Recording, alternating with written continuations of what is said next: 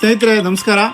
18/5/2025 ಭಾನುವಾರ ಚಾರಣವನ್ನು YHI ಗಂಗೋತ್ರಿ ತಂಡದಿಂದ ಪರಶುಮೂರ್ತಿ sir ಮತ್ತು ಆಶೀಶ್ ಕುಮಾರ್ ಸರ್ ಅವರ ನೇತೃತ್ವದಲ್ಲಿ ನಮ್ಮ ಪ್ರಯಾಣವನ್ನು ಮೈಸೂರಿಂದ ಕೊಡಗಿನ ಕಡೆ ಪ್ರಾರಂಭಿಸ್ತೀವಿ. ನಮ್ಮ ಪ್ರಯಾಣ ಪ್ರಾರಂಭವಾಗಿ ಹುಣಸೂರಿಂದ ವಿರಾಜಪೇಟೆ ಕಡೆ ಹೋಗ್ತಾ ಇರುವಂಥ ಸಂದರ್ಭದಲ್ಲಿ ಮಾರ್ಗ ಮಧ್ಯ ಕಾಡನ್ನು ಪ್ರವೇಶಿಸಿದಾಗ ನಮಗೆ ಗಜರಾಯ ಸ್ವಾಗತವನ್ನು ಬಯಸ್ತಾರೆ. ಅದನ್ನು ನಾವೆಲ್ಲರೂ ನೋಡಿ ತುಂಬ ಖುಷಿ ಪಡ್ತೀವಿ. ಯಾಕೆ ಅಂತಂದರೆ ಕೆಲವು ಸಂದರ್ಭದಲ್ಲಿ ನಾವು ಪ್ರಾಣಿಗಳನ್ನೇ ವೀಕ್ಷಣೆ ಮಾಡಲಿಕ್ಕೆ ಕಾಡಿಗೆ ಸಫಾರಿಯನ್ನು ಹೋದಂಥ ಸಂದರ್ಭದಲ್ಲಿ ಕೆಲವು ಸಲ ಪ್ರಾಣಿಗಳೇ ಸಿಗದೆ ವಾಪಸ್ ಬಂದಿರುವಂಥ ಸಂದರ್ಭಗಳು ಬೇಕಾದಷ್ಟಿದೆ.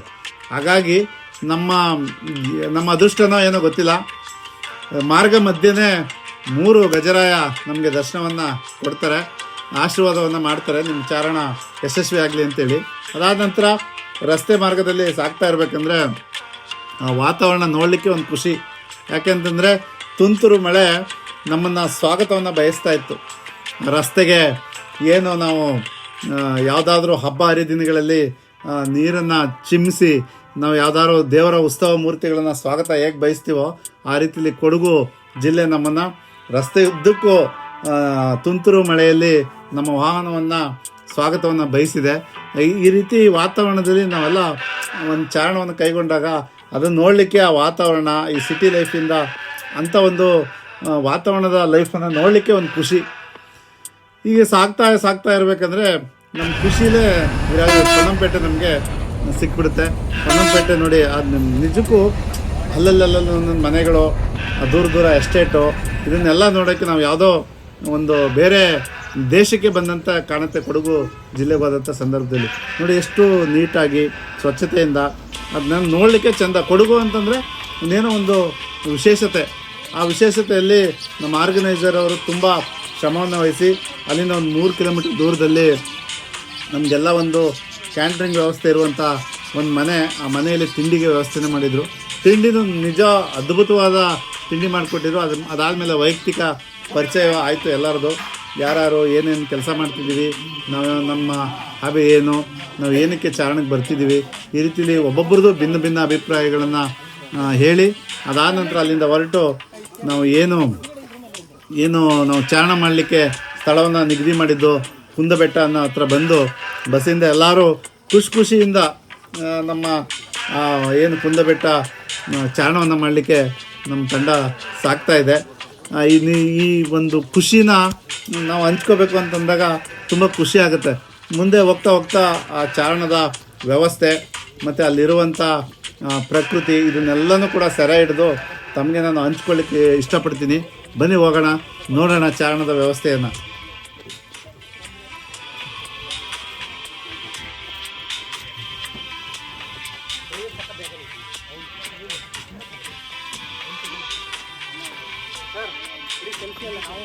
ಸೆಲ್ಫಿ ಇಲ್ಲ ಸರ್, ವಿಡಿಯೋ ಮಾಡ್ತೀನಿ.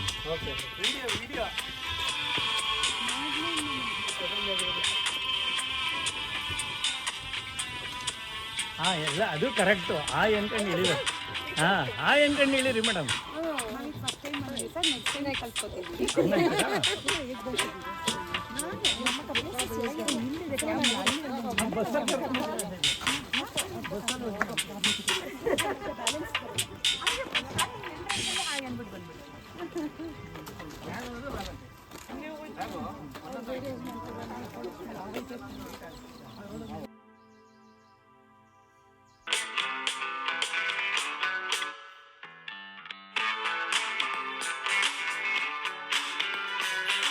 ನಮಸ್ಕಾರ ಸ್ನೇಹಿತರೆ. ಇವತ್ತು ನಾವು ಎಲ್ಲರೂ YHI ಬಳಗದಿಂದ ಮೈಸೂರಿಂದ ಬೆಳಗ್ಗೆ 6 ಗಂಟೆಗೆ ಬಿಟ್ಟು ಪೊನ್ನಂಪೇಟೆ ಬಂದು, ಪೊನ್ನಂಪೇಟೆ ಹತ್ರ ಒಂದು ಕುಂದಬೆಟ್ಟ ಈಶ್ವರನ ದೇವಸ್ಥಾನ, ಈ ದೇವಸ್ಥಾನಕ್ಕೆ ಚಾರಣವನ್ನು ಹಮ್ಮಿಕೊಂಡಿದ್ವಿ. ಇವಾಗ ಚಾರಣಕ್ಕೆ ಎಲ್ಲ ತಂಡದ ಸಮೇತ ಹೋಗ್ತಾಯಿದ್ವಿ. ಮುಂದೆ ಹೋಗ್ತಾ ತಮಗೆ ಚಾರಣ ಯಾವ ರೀತಿ ಇದೆ, ಆ ಸ್ಥಳ ಏನಿದೆ ಅನ್ನೋದನ್ನ ವೀಡಿಯೋದಲ್ಲಿ ನಮಗೆ ಸಿಗುತ್ತೆ.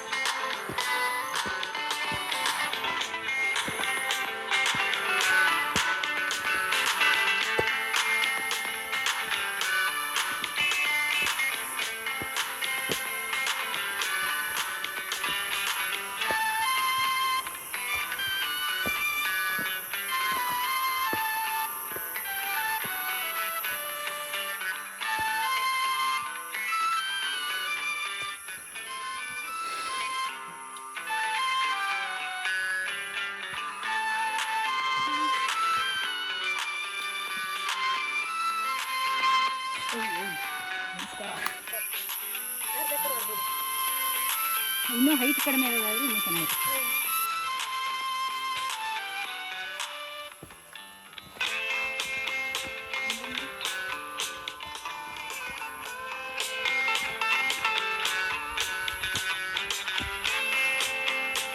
ಜೀವನದಲ್ಲಿ ಪ್ರತಿಯೊಬ್ಬ ಮನುಷ್ಯನೂ ಕೂಡ ಪರಿಸರವನ್ನು ಪ್ರೀತಿ ಮಾಡಬೇಕು. ಯಾಕೆಂತಂದರೆ ಮರ ಗಿಡ ಇದ್ದಂಥ ಸಂದರ್ಭದಲ್ಲಿ ಮನುಷ್ಯನ ಆರೋಗ್ಯಕ್ಕೆ ಉತ್ತೇಜನ ಕೊಡುವಂಥ ಮತ್ತು ಆತ ಜೀವನ ಮಾಡಲಿಕ್ಕೆ ಜೀವಿಸಲಿಕ್ಕೆ ಅವಶ್ಯಕತೆಯಾಗಿ ಇರುವಂಥ ಒಂದು ಔಷಧಿ ಅಂದರೆ ಅದು ಪರಿಸರ.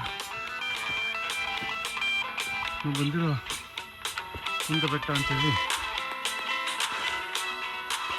ತುಂಬ ಅದ್ಭುತವಾದ ಪರಿಸರ ಇದೆ. ದಟ್ಟವಾದ ಅರಣ್ಯ ಪ್ರದೇಶ, ಕಡಿದಾದ ಇಳಿಜಾರಿನ ಪ್ರದೇಶ. ತಾವುಗಳು ಕೂಡ ಜೀವನದ ಜಂಜಾಟ ಮತ್ತು ಏಳು ಬೀಳು ಮತ್ತು ಬದುಕಿನ ಒಡನಾಟದಲ್ಲಿ ಎಲ್ಲ ನೊಂದು ಬೆಂದಿರ್ತೀವಿ. ನಾವು ಅಂಥ ಪರಿಸ್ಥಿತಿಯಲ್ಲಿ ಮನಃಶಾಂತಿಗೆ ಹಾಗೂ ಮನಸ್ಸಿಗೆ ಉಲ್ಲಾಸ ಕೊಡುವಂಥ ಏನಾದರೂ ಒಂದು ಇದೆ ಅಂತಂದರೆ ಅದು ಪ್ರಕೃತಿ.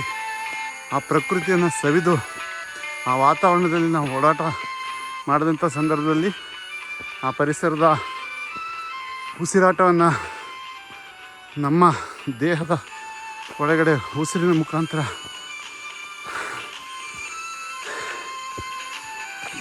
ಜೀವಿಸಿದಾಗ ಉತ್ತಮವಾದ ಆರೋಗ್ಯ ಹಾಗೂ ಕಣ್ಣಿನ ನೋಟ. ಜೀವನದಲ್ಲಿ ಒಬ್ಬ ಮನುಷ್ಯ ಎಷ್ಟೇ ಎತ್ತರ ಬೆಳೆದರೂ ಕೂಡ ಅಥವಾ ಎಷ್ಟೇ ಸಂಪಾದನೆ ಮಾಡಿದರೂ ಕೂಡ ಅವನ ಜೊತೆ ಬರೋದು ಎರಡೇ. ಒಂದು ಕಲಿತ ವಿದ್ಯೆ, ಎರಡನೇದು ತನ್ನ ಕಣ್ಣಾರ ನೋಡಿದಂಥ ದೃಶ್ಯಾವಳಿ. ಇದೆರಡನ್ನೂ ಯಾರು ಕದೀಲಿಕ್ಕೆ ಸಾಧ್ಯ ಇಲ್ಲ, ಯಾರಿಗೂ ಇಟ್ಟೋಗ್ಲಿಕ್ಕೂ ಸಾಧ್ಯ ಇಲ್ಲ. ಹಾಗಾಗಿ ತಾವೆಲ್ಲರೂ ಕೂಡ ಪರಿಸರಕ್ಕೆ, ಸ್ವಚ್ಛತೆಗೆ ಆದ್ಯತೆ ಕೊಡಬೇಕು ಅಂತೇಳಿ ನಾನು ಬಯಸ್ತೀನಿ.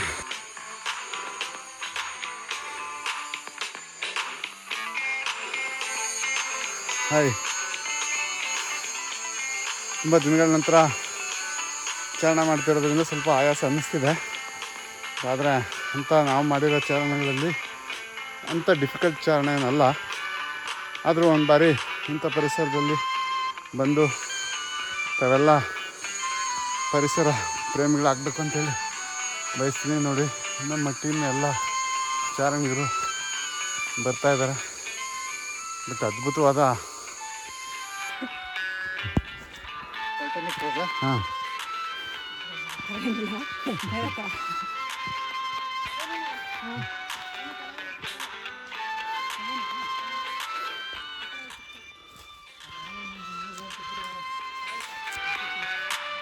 ಹಾಯ್, ನಮಸ್ಕಾರ. ನಾವು ಮೈಸೂರು ಜಿಲ್ಲೆಯಿಂದ ಹೊರಟು ಹುಣಸೂರು ಮುಖಾಂತರ ವಿರಾಜಪೇಟೆ ಬಂದು, ವಿರಾಜಪೇಟೆಯಲ್ಲಿ ಒಂದು ಪನಂಪೇಟೆ ಅಂತೇಳಿ ಆ ಊರಲ್ಲಿ ಟಿಫನನ್ನು ಮಾಡಿ, ಅಲ್ಲಿಂದ ಕುಂದಬೆಟ್ಟ ಅಂತೇಳಿ ಅಲ್ಲಿಗೆ ಚಾರಣವನ್ನು OHಯಿಂದ ಆರ್ಗನೈಸ್ ಮಾಡಿದರು. ಅದರಿಂದ ಒಂದು 56 ಜನ ಈ ಚಾರಣವನ್ನು ಕೈಗೊಂಡಿದ್ದೀವಿ. ಕುಂದಬೆಟ್ಟ ಅಂತೇಳಿ ತುಂಬ ಅದ್ಭುತವಾದ ಸ್ಥಳ. ನೋಡಿ, ಯಾವುದೇ ಆಗಲಿ ಚಾರಣ ವಿಷಯದಲ್ಲಿ ಬಂದಾಗ ಪ್ರಕೃತಿ ಮಡಿಲಿಗೆ ಹೋದಂಥ ಸಂದರ್ಭದಲ್ಲಿ ಅದು ಅದ್ಭುತನೇ. ಯಾಕಂದರೆ ನಾವು ಸಿಟಿ ಲೈಫಲ್ಲಿ ಇರ್ತೀವಿ. ಆಲ್ಮೋಸ್ಟು ನಾವು HD ಕೋಟೆ ಕಾಡು ಭಾಗದಲ್ಲಿದ್ದೀವಿ. ಬಟ್ ಬೆಂಗಳೂರು, ಮೈಸೂರು ಈ ಥರ ದೊಡ್ಡ ದೊಡ್ಡ ಮಹಾನಗರ ಪಾಲಿಕೆಗಳು, ದೊಡ್ಡ ದೊಡ್ಡ ಸಿಟಿಲಿ ಬೆಳೆದಂಥವ್ರು ತಾವು ಒಂದು ಬಾರಿ ಈ ಥರ ಪರಿಸರಕ್ಕೆ ಬಂದಂಥ ಸಂದರ್ಭದಲ್ಲಿ ಎಷ್ಟು ಸೌಂದರ್ಯವನ್ನು ಸವಿಬೋದು, ಅದನ್ನು ಅಷ್ಟು ಕೂಡ ನಾವು ಮನಸ್ಸಿನ ಒಳಗಡೆ ಮತ್ತು ಕಣ್ಣಿನಲ್ಲಿ ಅದನ್ನು ಸವಿಲಿಕ್ಕೆ ಸಾಧ್ಯ. ಅದಾದ ನಂತರ ನಾವು ಇಲ್ಲಿ ಕಲೀಲಿಕ್ಕೆ ಒಂದೇ ಒಂದು ಏನಂತಂದರೆ, ನಮ್ಮ ಸುತ್ತಮುತ್ತ ಪರಿಸರವನ್ನು ಸ್ವಚ್ಛವಾಗಿ ಇಡಬೇಕು ಅನ್ನೋದು ಒಂದು ಮನಸ್ಸಿಗೆ ಖಂಡಿತ ಪ್ರಭಾವ ಬೇರೆ ಬೀರುತ್ತೆ. ಅದ್ರ ಜೊತೆಗೆ ಈ ಥರ ಏನು ಮರ ಗಿಡಗಳಿದೆ ನಮ್ಮ ಮನೆ ಸುತ್ತಮುತ್ತ, ನಮ್ಮ ಟೌನ್ ವ್ಯಾಪ್ತಿಯಲ್ಲಿ, ಅದಕ್ಕೆ ಹೆಚ್ಚಿನ ಆದ್ಯತೆಯನ್ನು ಕೊಡಬೇಕು. ನಮ್ಮ ಮುಂದಿನ ಪೀಳಿಗೆ ಏನಿದೆ ಆ ಪೀಳಿಗೆಗೆ ಪರಿಸರ ನಾವು ತುಂಬ ಜೋಪಾನ ಮಾಡಿದ್ರೆ ಮಾತ್ರ ಸಾಧ್ಯ. ಯಾಕೆಂತಂದರೆ ಇವತ್ತು ನೋಡ್ತಾ ಇದ್ರಿ, ಕಾಡನ್ನು ನಾಶದ ಅಂಚಿಗೆ ಹೋಗಲಿಕ್ಕೆ ಎಷ್ಟು ಸಾಧ್ಯನೋ ಅಷ್ಟು ಮಾನವ ಕುಲ ಅದನ್ನು ತಳ್ತಾ ಇದೆ. ಅದನ್ನು ನಾವು ಸಂರಕ್ಷಿಸಬೇಕು. ಅದ್ರ ಜೊತೆ ನಮ್ಮ ಒಡನಾಟ ಹೆಚ್ಚು ರೀತಿಯಲ್ಲಿ ನಾವು ಇಟ್ಕೋಬೇಕು. ಇದೊಂದು ಚಾರಣ ತಾವು ಬಂದಾಗ ತಮಗೆ ಗೊತ್ತಾಗುತ್ತೆ. ದಯಮಾಡಿ ಎಲ್ಲರೂ ಕೂಡ ಪರಿಸರಕ್ಕೆ ಮತ್ತು ಸ್ವಚ್ಛತೆಗೆ ಆದ್ಯತೆಯನ್ನು ಕೊಡಬೇಕನ್ನೋದು ನನ್ನ ಕೋರಿಕೆ.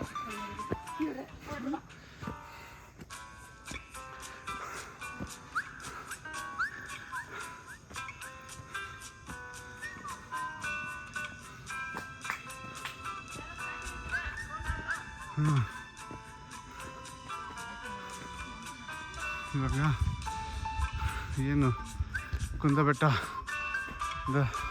ತುದಿಗೆ ಬಂದಿದ್ದೀವಿ. ಇಲ್ಲಿ ದೇವಸ್ಥಾನ, ಎಲ್ಲರೂ ಕೂಡ ತುಂಬ ಜನ ಚಾರಣವನ್ನು ಕೈಗೊಂಡು ಈ ಕಲ್ತಿದ್ದಾರೆ ನೋಡಿ. ಇಷ್ಟು ಮೇಲೆ ನಾವು ನಡೀಲಿಕ್ಕೆ ಕಷ್ಟಪಡುವಂಥ ಇದರಲ್ಲಿ ಆವತ್ತಿನ ಕಾಲದಲ್ಲಿ ಎಷ್ಟು ಸುಂದರವಾದಂಥ ದೇವಸ್ಥಾನವನ್ನು ಕಟ್ಟಿದ್ದಾರೆ ನೋಡಿ.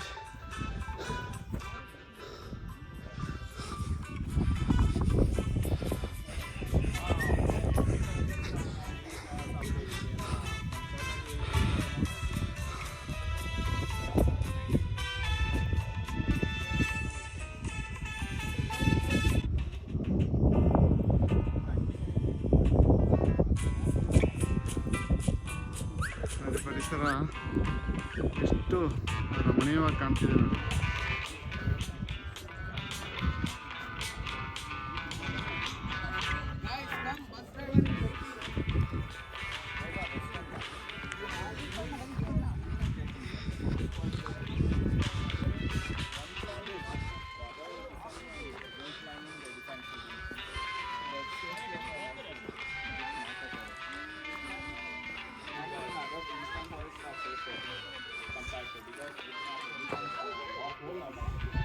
ಈಶ್ವರನ ದೇವಸ್ಥಾನ.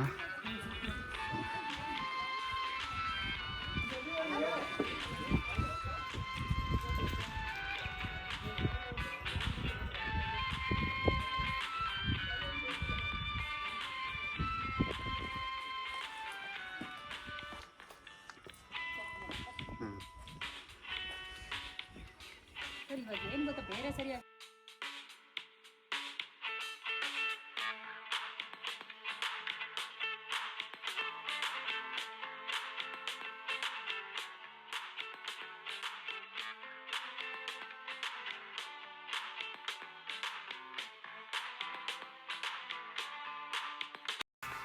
ಥ್ಯಾಂಕ್ ಯು ಸ್ನೇಹಿತರೆ.